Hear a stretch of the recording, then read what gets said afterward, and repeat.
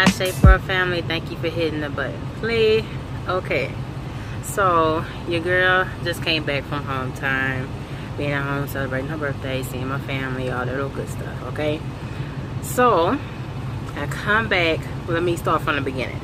Okay, when I got on the bus on the 6th to leave from El Paso to go home, the very next day I got a phone call saying, we gotta take your stuff off the truck. And I say, what? He said, yeah, because your DM just told me he didn't know what was going on. I think that's a mess, y'all. Your DM just told me, excuse me, but he don't know what's going on because he just got through on the phone with you.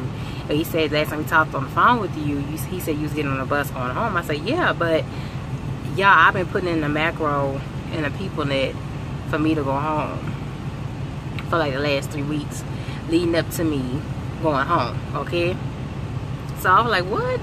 Then I've been talking to my DM on the phone like every 2 or 3 days, letting them know that I want to go home on time. Because listen here, y'all, I've been out with MVT. I've been out on my truck since the middle of April. Okay, here was the 6th of June. I'm ready to go home. Yeah, that's like what, a good 8 weeks. No, and they tried to take me to get a load going down Laredo, but they couldn't double plan me. They couldn't plan me for a load coming out of Laredo going straight into Houston. And that still would have meant me driving on my birthday. And I wasn't supposed to drive on your girl's Shape birthday. I wasn't supposed to do that. You get what I'm saying? So, excuse me. I was like, no, I just going, I'm here in El Paso. My last load was 10 miles away out of El Paso. So I said, I'm just going to take a plane or bus ride in from El Paso on into Houston. Next day they called me with this mess here, saying they had to take my stuff off my truck, box everything up, and this was their excuse.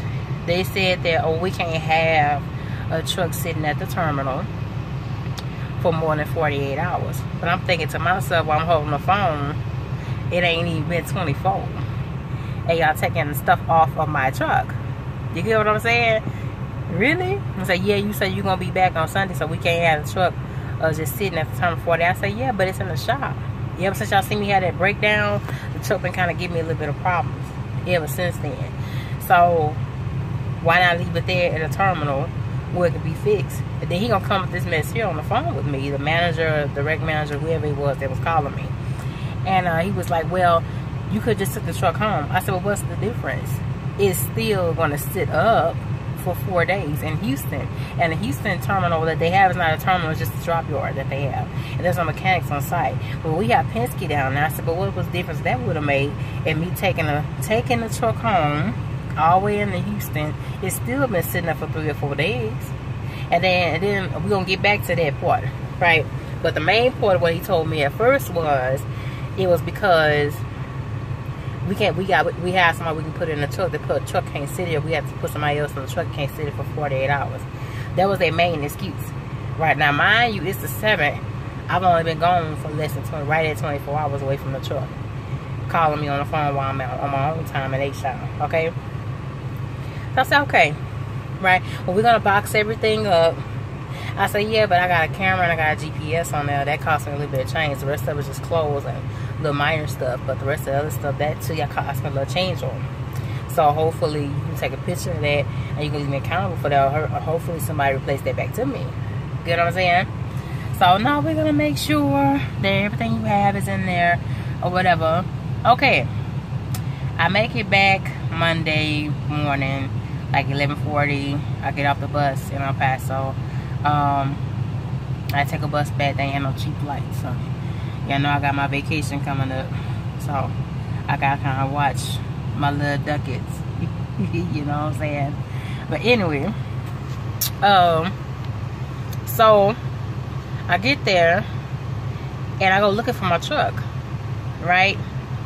I find my truck still there on the yard with no driver and no stuff is in it. So I said, okay, no driver been assigned to us. So what was all the hubbub of hurrying up, taking my stuff off, boxing my stuff all up like I had somebody go in the truck right then and there, right? I go over to the shop people. Shop people tell me, oh, we can't get the computer to go off on that. Now the red light is coming on, the engine lights. Both of the engine lights are coming on, so we can't do it. So we got to send that truck back to the dealership. Okay, so I feel a little ruffled, You know what I'm saying? Right then and there, because I feel like for that, you could just wait till I came back yesterday or today, where I am right now, and let me get my stuff off my truck.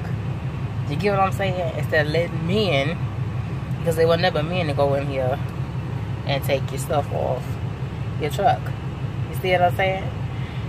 Yeah. So I was like, okay. So what was all the rush about? If y'all knew the truck was still in the shop, why'd you rush to take all my stuff off? Okay.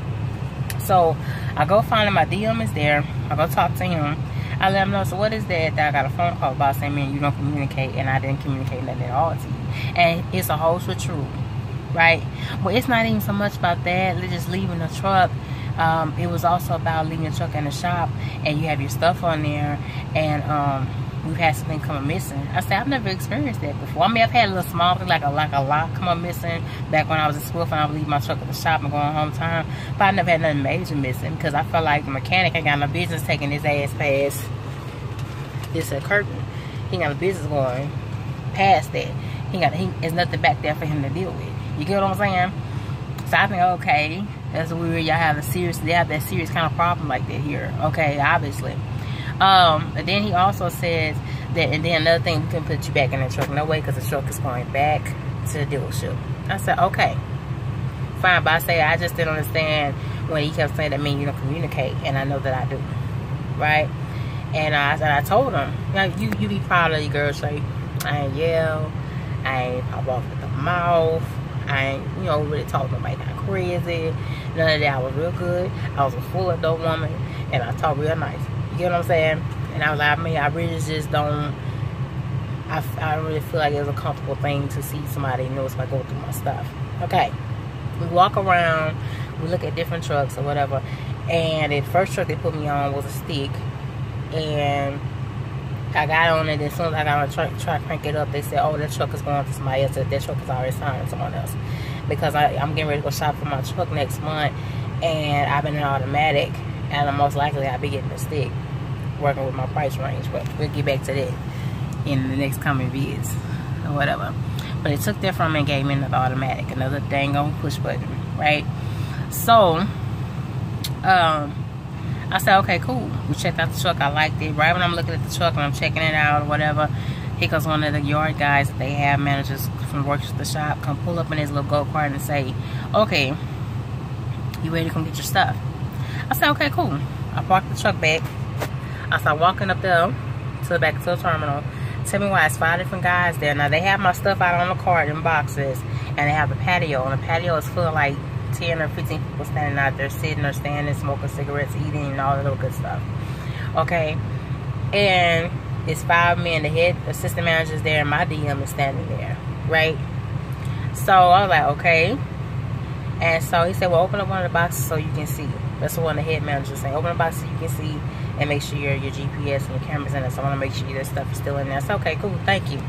You guys, I opened up the first box right there, and I sat down on the ground. I opened it up. Tell me what I opened up, it was nothing but full of ants. All in my clothes, all the stuff that I had. Because they just threw everything in boxes. They didn't really take our time to separate it. Which I guess this is how they do things. You know what I'm saying? But yeah, everything was thrown in there. Was ants crawling on everything. And I had like, it's like my panties, dirty bras, dirty clothes, all that kind of stuff. And I was like, oh my God. So I hurried up and I rambled through a little bit, check and see what my stuff, and I hurried up and I closed it. And one of the shopmen said, well, let me go get some bug spray and put it in that particular box. Right? So I was like, okay. I wanted to start cussing and kind of going off, because I felt like for the truck still sitting there, you could have left my stuff on the truck. I mean, you shouldn't have that kind of problem where you that worried about your shop people stealing nothing, because that's a problem that y'all need to work through with the company and the people that y'all hire on that. If y'all just that worried, I really do feel like my stuff should stay where it was at. And I also feel like when you took my stuff off, for there to be ants in the boxes, y'all took my stuff off and left it away in that shop, and y'all just took it over to the building because you knew I was coming back today. That's what I feel like about it. Now, it could be they took your stuff over into the building, in the air conditioned building, and it's been sitting there and it's still caught ants. It's a small possibility of that being true, but I think they took my stuff off in boxes and left that shit there in the garage in the heat, so therefore it developed the ants. Get what I'm saying? Bottom line to it, this is the first time that I feel like I've been violated since I've been at MVT. It's the first thing they really have ever done since I've been here that's really kind of rubbed me the wrong way. Don't get it wrong, I'm grateful for the job, and I'm still here because I'm just trying to hang on in for my goal. But I really, Shape family, I really do feel violated. I really damn do. I really feel like 2 or 3 men went through my stuff, putting their hands on my things, my personal articles, your panties, your bras, all your little feminine knickknacks and stuff that you have. So, and I just really felt like it wasn't necessary. It wasn't necessary. If you didn't have nobody to go on that truck right then on that same day, then you could have left my stuff on the truck. Get what I'm saying? It just leaves me with a good feeling. I really do kind of feel like, I really do feel kind of violated. You get what I'm saying?